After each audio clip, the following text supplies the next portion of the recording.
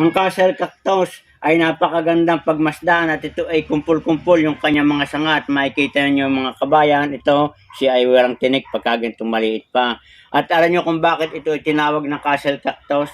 Kasi ito kapag ito ay lumago na at dumami na, lumaki, ito ay nagpo-form ng parang isang kastilyo yung kanyang korte. Kaya nagoroon ito na ang tawag ay Castle Cactus. At ang halamang ito mga kabayan ay napakabilis nating paramihin.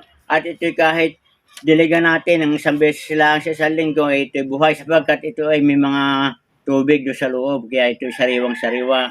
Tumatagal yan sa tag-araw kahit hindi ganong diligan. Ito ang pamamaraan ng pagpaparamin to ay ito mga kabayan. Kukuha ka lang ng isang sanga nito. Yan, katulad nito. Yan mga kabayan. Inyo lang itutusok ito at ito dadami na ng parang gatong karami. Magandang araw kabayan, ganyan lamang ang pagpaparami.